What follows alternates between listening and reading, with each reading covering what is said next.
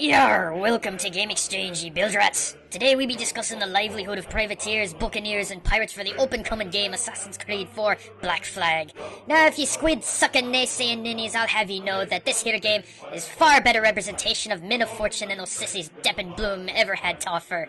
So let me get ye set straight with some true history of the saltiest dogs ever to roam the seven seas. Okay, I won't do that voice for the whole episode, but seriously, let's dive into the back history of Assassin's Creed 4's timeline of the golden age of piracy. There's a lot for you to catch up on before you take the helm of this game, and a little context will help this game be all the brighter when you're sailing around the expansive world. So for those of you not in the know, the birth of oceanic piracy can be solely blamed on the English Empire. That's right, it was Queen Elizabeth herself that we can cast the finger of blame for starting this whole mess. See, England was at economic and territorial war with Holland, France, Portugal, and especially Spain. After Columbus made it to the Americas, Spain had begun pillaging and reprocessing South American gold and sending it back home, as well as setting up colonies. Elizabeth had this idea, as did many English at the time, that what hurts Spain helps the English. Spain had gold and England wanted it. Therefore, in 1577, Queen Elizabeth enlisted the first privateer to be sent to disrupt and plunder what could be plundered from Spain. That man was Sir Francis Drake. Knowing more about him can help explain more about Assassin's Creed 4's main character, Edward Kenway. Drake was an interesting fellow. He had absolutely no love for the Spanish and made it more and more apparent with each attack that he made. His greatest looting came from the Cacafuego. Drake deceived the ship by running his entire canvas, but using buckets on strings to drag down his speed, effectively camouflaging his ship to look like a merchant vessel in trouble. When the Cacafuego was close enough, Drake and his men opened fire and boarded the ship. It was fierce, merciless, and fast. The greatest execution of pirate tactics to this day. Drake made off with $20 million in gold and silver in that haul alone, the largest plunder in history. When he returned to England, he was able to repay his investors over 4,000% of the original cost. With this, privateering for the crown became the next hot thing. England produced more and more privateers while Spain learned to hide their gold. Though the problem of hiring privateers? Their independence and their lust for coin. Privateers, just like Assassin's Creed 4's Edward Kenway, gave in to their cravings and became the pirates we know today. What's interesting, though, is while a privateer's greatest strength that drove them to piracy's independence, pirates were actually very strict when it came to social order. Oftentimes, pirates would create agreements that all members had to share. Many of these rules included no fighting on the ship. If you had a grudge, take it to shore. Even the way that the naval vessels were constructed had order. Ever wonder why most ships weren't flat? That's because the stern, where not only the captain's quarters were, but it was also the area where the captain could look and address all the members of the crew, and the crew looked upwards to the captain. For a group of backstabbing sinners, pirates were fairly orderly. So we have a good grasp on the circumstance of our character, as well as an understanding of pirate politics. But what about the setting? What was it about the Caribbean that really set the stage for Black Flag? The Caribbean islands made the perfect location for buccaneers to attack unsuspecting Spanish ships coming in and out of the Atlantic. I bet you're thinking right now that buccaneers and pirates are the same thing. They are in fact not. Buccaneers, coming from the root word bucan, or a wooden frame for smoking meat, would hide in the jungles waiting for a trade ship to hit shallow waters. When their target came close enough, they would leap onto their rowboats. When they came just close enough, they would snipe the ship's crew as well as whatever necessary tackle the ship had. Boarded and plundered. So basically just like Somalian pirates of today. Also, with the excess of her privateers, Queen Elizabeth started to build what colonies she could as close to the Spain-controlled South America territories as she could. The most notable of these was Port Royal.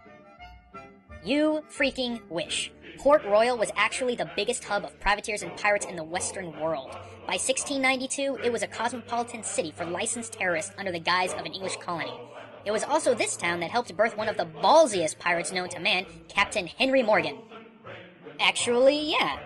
After the English captured Jamaica from Spain in 1655, at the age of 19, Welshman Henry Morgan set out to become a raider of the Spanish Cuba and Central Americas.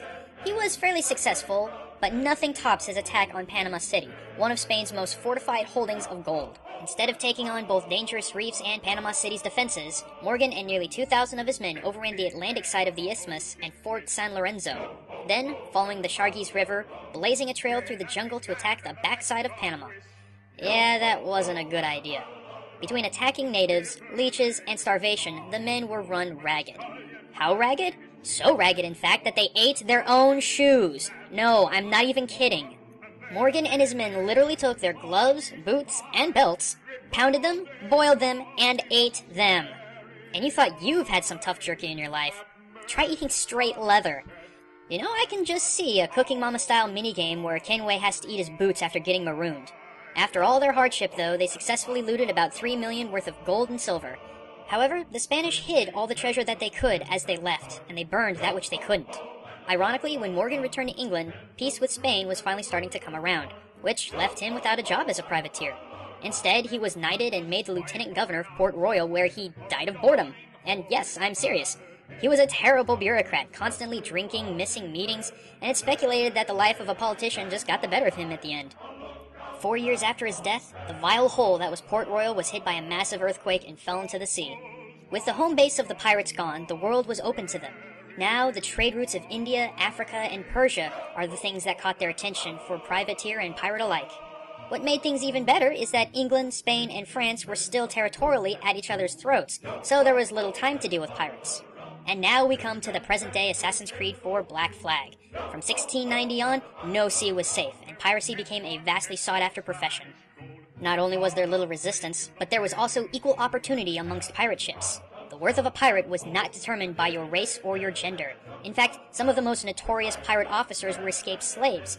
And one of the most feared female pirates, Anne Bonny, you actually get to meet in the game and hear her story. I won't spoil anything, but both she and her contemporary, Mary Read, escaped the news with a very clever loophole. You also get to meet Edward Blackbeard Teach, but I would honestly suggest that you stay away from him or stab him in the back the first chance you get while playing Assassin's Creed 4. The dude is incredibly volatile and unpredictable. The guy once shot his first mate in the kneecaps over a friendly card game. Not to mention, when the guy was finally taken down on his own pirate tactics by one Robert Maynard, it took 5 pistol shots and 20 cutlass slashes to bring the guy down. So yeah, knife the guy if you get the chance, lest he knife you. And that should catch you up to speed with Black Flag, everyone. I hope this information helps to enhance your experience playing arguably one of the best swashbuckling games to date. Keep an eye out for the above-mentioned privateers and pirates as well.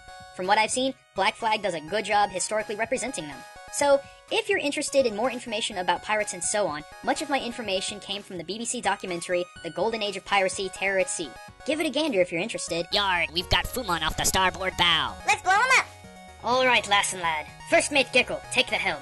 Quartermaster Aki, ready the bill blasters. And be sure you tune in next time for the next episode of Game Exchange. But until then, this be Gaijin Goomba signing out. Thanks for watching, everyone. Be sure to check out my channel for more shows and videos dealing with culture and gaming. But also, don't forget to check out the Game Theorists channel, where Matt, Pat, Ronnie, and myself discover more and more ways to blow your minds with the games you love. And give us a sub. Your support is what makes our job so much fun.